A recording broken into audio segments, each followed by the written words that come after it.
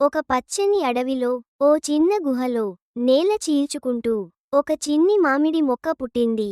ఆ చిన్న మొక్కని చూసేందుకు ఓ పులి, ఒక చిలిపి కోతి, చిన్న ఎలుక మరియు ఓ తెలివైన కాకి ఆశ్చర్యంగా చూస్తూ నిలబడ్డాయి. ఒక్కసారిగా ఆ మొక్కకి చిన్ని ముఖం వచ్చింది. చిరునవ్వుతో మాట్లాడుతూ, ఆకులు చేతుల్లా ఊపుతూ, నాకు హాయిగా ఉంది అనడంతో అంతా షాక్ అయ్యారు. ఇది మామూలు మొక్క కాదు.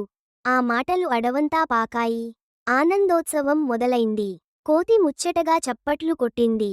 సింహం చిరుద్వేషాన్ని వదిలేసి చిరునవ్వు వేసింది. నక్క అరచింది. పక్షులు ఆకాశంలో చక్కర్లు కొడుతూ హర్షం ప్రకటించాయి. కొన్ని రోజులకే ఆ చిట్టి మామిడి మొక్క మొదటి పండును ఇచ్చింది. అది సుందరంగా మెరిసే బంగారు మామిడి. అందరూ ఆశ్చర్యంగా చూశారు. ఎంత అందంగా ఉందో!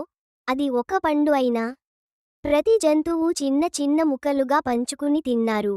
ఒక్క ముక్క తినగానే వాళ్ళ మనసులు ఆనందంతో నిండిపోయాయి. ఇది మాయపండు అనడంలో ఎటువంటి సందేహం లేదు.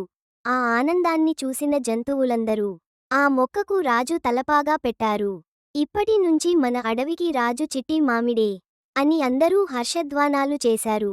చివరగా చిట్టి మామిడి చెట్టు దగ్గర చిన్న పిల్లలు ఆడుకుంటూ, నవ్వుతూ, పాటలు పాడుతూ ఉన్నారు. ఆ అడవి మొత్తం మాంత్రిక కాంతులతో నిండి ఉంది. ఎందుకంటే చిట్టి మామిడి చెట్టు ఒక గొప్ప విషయాన్ని చెప్పింది.